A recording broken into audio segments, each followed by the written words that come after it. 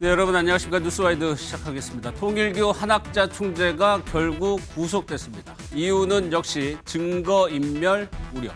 특검은 돈을 준 측과 전달자, 받은 사람까지 모두 신병을 확보했습니다. 자연히 수사는 속도를 낼 전망입니다. 법원이 일단 혐의에 대한 소명이 어느 정도 됐다고 판단함에 따라 국민의힘으로 수사가 확대될 가능성도 나오고 있습니다. 장동혁 대표는 김문수 전 장관을 만나서 연일 지지층 결집을 강화하고 있습니다. 이 내용들부터 살펴보겠습니다.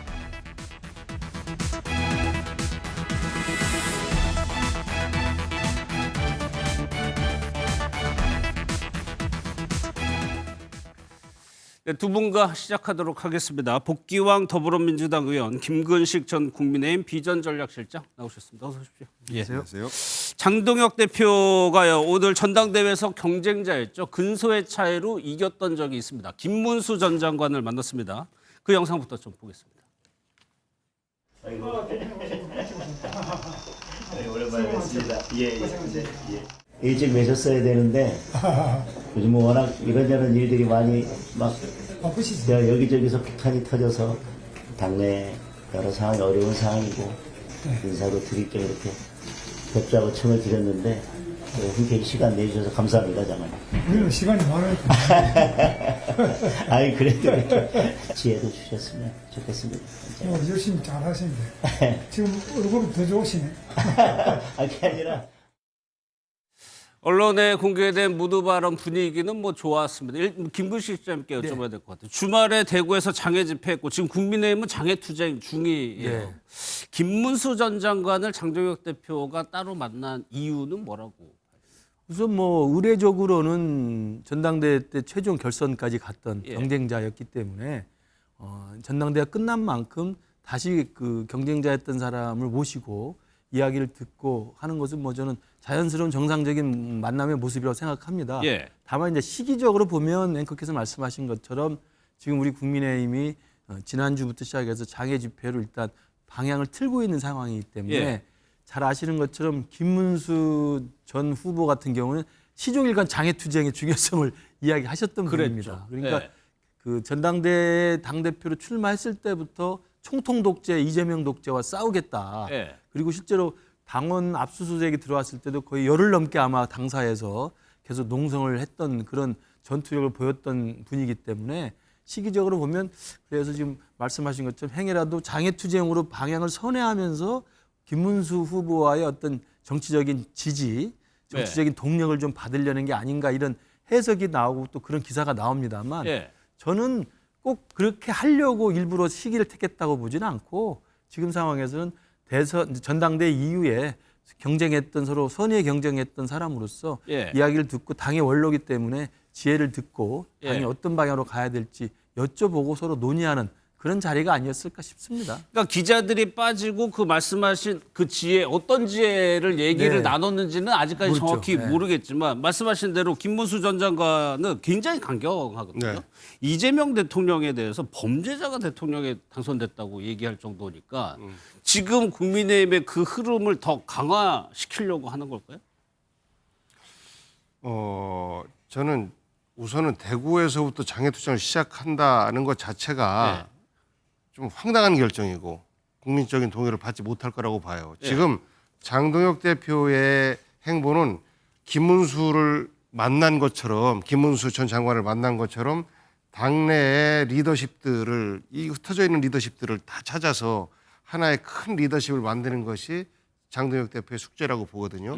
그 첫 번째 인물로서 아무래도 바로 직전에 대선 후보였던 예. 김문수 후보를 만나는 거 어찌 보면 당연한 건데 그런 기본적인 절차를 밟지 않고 우선 장외투쟁부터 한다라고 하는 것은 가뜩이나 장동혁 대표의 리더십에 대해서 의구심을 갖고 있는 당내 인사들이나 또 국민의 인사들, 그 국민의 어떤 우려들 예. 이런 부분에 대해서 불안감을 가중시키는 것 아닌가 싶어요.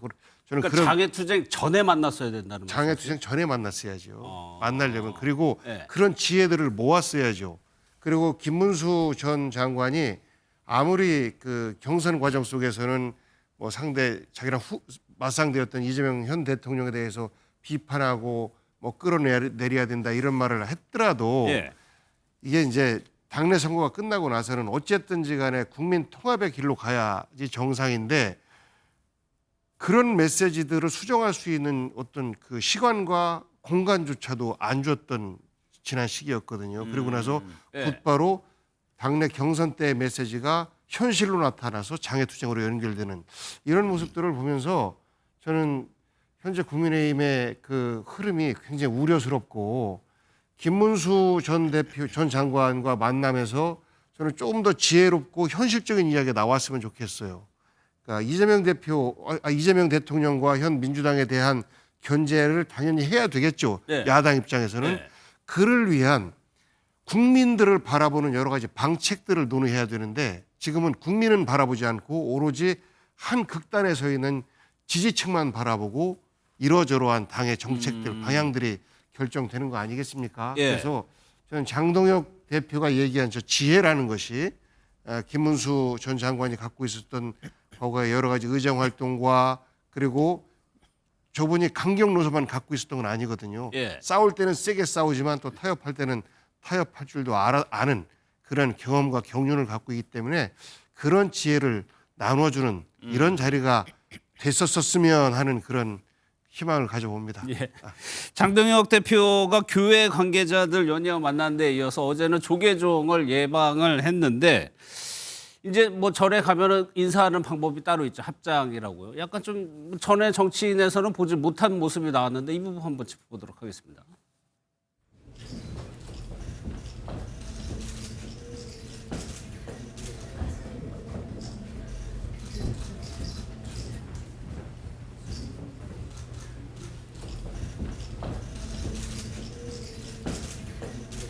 합장 반배를 안 하시던데 뭐 특별한 이유가 있으신가요? 다른 특별한 이유는 없습니다.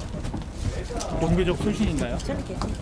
종교적 소신이라기보다는 총무장 스님 인사 오르면 합장 반배를 하거든요. 지금 뭐 저는 제 마음을 다해서 인사를 드렸습니다. 그러니까 합장을 안 하는 모습이 이제 포착이 되는데 이거는 이제 현실 정치 두 분께 한번 여쭤볼게요. 교회 정치를 하다 보면 교회도 가야 되고 성당도 가야 되고 절도 가야 됩니다. 그러면 본인의 종교와는 무관하게 대개 정치인들은 그 종교 예법에 맞게 인사를 하죠. 그렇죠. 그러니까 나의 신앙은 있으나 예. 내가 국민의 대표로서 시민의 대표로서 활동하기 위한 행동 어떤 그 행보의 과정이다라고 할 때는 예. 그 상대방의 시각에서 나를 맞추는 것이 그게 대표로서의 기본 자세 아니겠습니까? 그럼에도 불구하고 국민의 대표이기 때문에. 그러면 나의 신앙이 워낙 강하기 때문에 다른 사람의 신앙과 어떤 닮은 꼴 같은 경우에는 동조하기 어렵다라고 하는 것은 굉장히 경직된 극단적 신앙관을 갖고 있는 분들이죠. 예. 우리가 사회적인 여러 가지 갈등들이 있는데 다행스럽게 아직은 종교 간의 갈등이 그렇게 크게 드러나고 있지는 않습니다. 간간이 우려스러운 그러니까 특정 기독교 세력들을 앞세워서 특정 정치적 이념을 추구하거나 특정 집단에 대해서 공격을 가하는 예. 이런 모습들은 보이곤 있습니다만 아직까지는 뭐 국민 상식적으로 볼 때 한 부분인데 저는 그 야당 대표가 본인의 신앙 때문에 기본적인 그 상대방의 신앙에 대해서 존중해주지 않는 모습을 보이는 것은 예. 과거 한교안 대표가 그럼으로 인해서 많은 곤욕을 치렀지 않습니까? 논란이 있었죠. 예. 저는 본인은 뭐 마음을 다 인사했다라고 하지만 저 모습을 보는 국민의힘을 걱정하고 있는 많은 지지자들도 예. 큰일 났다라고 걱정을 많이 자아내게 하는 장면 아닌가 싶습니다. 복 의원님이 황교안 전 대표 얘기를 하셔가지고 과거에 좀 논란이 되기도 했었죠. 그 영상이 준비되어 있는데 그 영상 보고 좀 이어가겠습니다. 조계종의 그런 심려를 끼쳐 드린 점에 대해서 대단히 송구하게 생각을 합니다. 배송 과정에 문제가 있다고 하는데 경위를 철저하게 한번 파악해 보도록 그렇게 하겠습니다.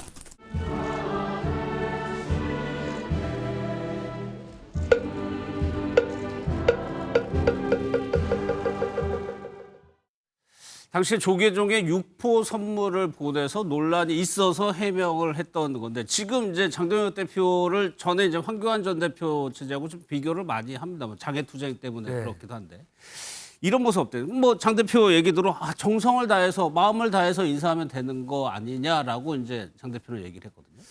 뭐 지금 보 의원님 말씀하신 것처럼 정치하는 입장에서는 사실 절에 가면 합장하는 건 기본이죠. 예. 근데 이제 그럼에도 불구하고 카메라 기자가 따라오는 건 분명한 사실 아니겠습니까? 그렇죠. 카메라가 돌고 있는 상황인데 조계종 총무원장을 예방하는 자리에서 합장 반배를 안 한 것은 의식한 거라고 저는 생각을 합니다. 카메라를. 예. 그러니까 찍는다는 걸 알고 있음에도 불구하고 합장을 하지 않았다는 것은 예. 본인의 어떤 종교적인 입장들을 좀 고수하겠다는 입장을 보여주기 위한 저는 생각이 있었던 것 같아요. 예. 그러니까 저는 이제 이게 사실 어떻게 보면 가십성 기사인데 할 수도 있고 안 할 수도 있는 것이고 또 실수할 수도 있는 것이고요. 그러나 이제 이러한 가십성 기사로서의 합장을 굳이 하지 않았던 저 모습이 지금 앵커가 말씀하신 것처럼 지난 2019년 20년도에 이 황교안 당시 대표가 독실한 크리스찬으로 알려져 있지 않습니까? 예. 새벽마다 새벽 기도하고 당시 정광훈 목사와의 기독교 근본주의적 입장에서 상당히 상통했던 또 단식 또 농성도 같이 했던 예. 이런 한교안 체제였기 때문에 그 두 명이 비교되면서 오버래핑 되면서 그 길로 가는 게 아니냐라는 이제 일종의 가십성 기사를 이제 쓸 수가 있는데 실수였다고 생각할 수 있는 게 하나 있고요. 예. 그러나 제가 보건대는 정치 입장에서 카메라 기자가 들어와 있는 상황에서는 실수라기보다는 결심을 한 거다. 저는 그렇게 보여집니다. 그런 면에서 보면 예. 조금 저는 우려스러운 건 있습니다. 왜냐하면 이 지금 장동혁 대표가 정치를 한 지 3년 된 상황, 재선이긴 합니다만 3년 된 분이 사실은 예상을 깨고 당대표가 됐습니다. 예. 그리고 당대표가 될 때 이제 일종의 바람이 불었어요. 그랬죠. 그 바람의 밑바닥에는 윤 어게인이라고 하는 우리 당의 열성 당원들, 강성 당원들의 지지가 있었습니다만 또 한쪽에는 사실은 손현범 목사가 이끄는 세이브 코리아를 중심으로 한 기독교 근본주의적인 기독교 우파의 또 지원이 있었거든요. 예. 저는 그런 것들을 행여라도 염두에 두고 저도 기독교인입니다만 제가 아는 기독교인 중에서 좀 근본주의적 입장을 가지신 분은 절에 가서 인사하는 것도 굉장히 비판을 많이 하거든요. 실제로 어디 사찰에 저희들은 문화재로 가서 구경을 합니다만 그 사찰에 가서 문화재로 가서 절하는 것도 되게 싫어하는 분들도 계세요.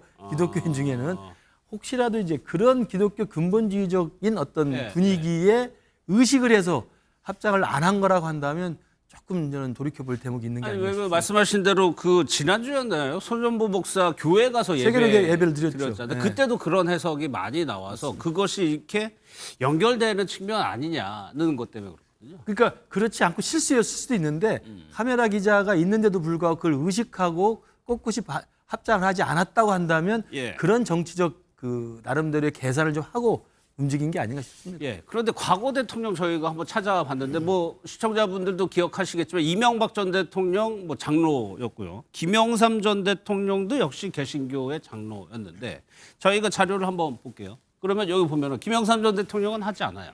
합장을. 근데 이명박 전 대통령은 아주 적극적으로 합장하는 모습을 보였다. 이거는 정치인 입장에서 어떻게 보세요? 김영삼 전 대통령은 합장을 안 하는 것에 대한 우려들이 많았죠. 당시에요. 근데 그럼에도 불구하고 불교 친화적인 정책을 펼쳤어요. 그러므로 인해서 내가 나의 신앙도 지키지만 다른 사람의 신앙도 존중한다라는 말을 공개적으로 언급을 하셨고 실제 정책으로 불교와 관련된 여러 가지 그 긍정적인 정책들을 펼치면서 큰 비판을 면했거든요. 예. 그런데 이명박 전 대통령은 오히려 그 김영삼 전 대통령보다 좀 더 보수적인 그 성향의 기독교임에도 불구하고 예. 서울시장 시절에 서울을 하나님께 봉헌하겠습니다. 라는 말이 정말로 그랬죠. 큰 예, 파장을 예, 일으켰거든요. 아니 서울시장이면 서울이 지 거야? 뭐 이런 말까지 있었습니다. 예. 그 말을 수습하는 과정 속에서 아마 특히 그 절에 가서는 절의 예법이나 이런 부분들을 존중하는 모습들을 보이려고 적극적으로 노력했고 오히려 그런 논란이 있었기 때문에 그렇습니다. 그렇기 예. 때문에 또 그 사모님 그 부인께서는 그 불교에 가셔서 뭐 법명도 받고 이런 그 정치적인 행위들을 하셨죠. 예. 서울 뭐 하나님께 봉헌하겠습니다라는 것들을 수습하기 위한 방편이기도 했었고 저는 적어도 종교의 자유가 있는 대한민국의 국가의 지도자를 자임하는 사람들은 스스로 종교적 편향성이 없어야 된다라고 봐요. 나의 종교는 뭐 분명히 가치로서 또 굉장히 소중하지만 예. 그 다른 종교를 믿고 있는 우리 국민들 이분들에 대한 존중과 예우를 갖춰야지요. 예. 그런데 그 종교에 대한 거부감을 표현하는 국가의 지도자 글쎄요. 저는 장동혁 그 대표가 불교의 예법 그 기본 예절을 거부한 것에 대한 반대급부로 예. 어떤 행위를 할지 어떤 친불교적인 정책적 대안이나 이런 것들을 내놓을지 참으로 궁금해요. 그렇지 않다면 정말로 본인 종교 속에서 대한민국을 바라보는 굉장히 협소한 대통령이고 그러하기 때문에 오히려 사회적 갈등을 유발할 수 있는 가능성이 훨씬 더 높아진다라는 우려가 생길 수밖에 없습니다. 그런데 저것이 이제 종교를 거부한 것까지는 아니잖아요. 그럼요. 그 예식, 의식이라고 할까요? 그런 거를 좀. 그러니까 종교의 자유는 대한민국만큼 다양하면서도 존중하면서도 큰 갈등이 없는 아주 어떻게 보면 평화로운 종교가 다양하게 있는 나라 아닙니까? 그러면서 본다면 장동혁 당대표 입장에서도 조계종이라는 것뿐만 아니라 불교 전체를 존중하기 때문에 총무원장 예방을 가서 인사를 드린 거 아니겠어요? 예. 그렇다면 마음을 담아서 인사한 건 맞는데 굳이 이제 합장이라는 이 반배 형식을 빌리지 않은 것은 본인이 크리스찬이라는 본인의 개인적 소신을 좀 지키려는 게 있었던 것으로 해석이 되고요. 예. 그러나 제가 아까 말씀드린 것처럼 만약에 그러한 정치적인 혹시라도 의도가 그 세이브 코리아로부터 시작되는 기독교 근본주의적인 어떤 입장, 이분들이 굉장히 또 보수적 성향이 강하신 분들이 있습니다. 이런 분들을 의식한 것이라고 한다면 저는 뭐 그 전에서 그 중간에서 일정 정도의 저는 균형 감각을 찾는 것이 필요해 보인다고 생각합니다. 알겠습니다. 한동훈 전 대표가요 지금 폐문 부재라고 해가지고 소환장 전달을 못 하고 있는데 위치가 경남 거제에 가 있는 것 같습니다. 여기에서 라이브 방송을 한 거죠. 한번 보도록 하겠습니다. 여러분 저는 거제에 와 있어요. 이 뒤에 보이는 것이 과거에는 조선소가 있었던 자리입니다. 저는 앞으로 한 열흘 정도씩 전국 지역에서 지내면서 시민들과 청년들 말씀을 경청해 보려고 합니다. 저는 많이 들어야 좋은 정치 할 수 있다고 생각해요. 뭐 떠들썩하게 다니지 않고요. 민폐 끼치지 않고 조용조용히 다니면서 되도록 많은 시민들, 청년들 만나 보려고 합니다. 어떻게 보면 폐문부재라는 것이 소환장을 전달하는데 사람이 없거나 문을 안 열어서 못 만나서 이제 전달을 못한 건데 일반 국민들이 근데 당사자는 어디에 있는지 안다. 이게 정치권에서 뭐 한동훈 전 대표뿐만 아니라 왕왕 비춰지는 모습이거든요. 그렇죠. 이제 이재명 대통령이 대통령 되기 전에 예. 후보 시절에 이른바 이제 대법 판결 나기 전에 고법에서 대법으로 갈 때 뭐 항소유서, 상고유서 낼 때도 그랬고 또 다양하게 법원에 출두해야 될 내용들이 전달할 때 이 송달을 하면 폐문부재라는 이야기를 그때 국민들이 시청자분들이 많이 들으셨을 겁니다.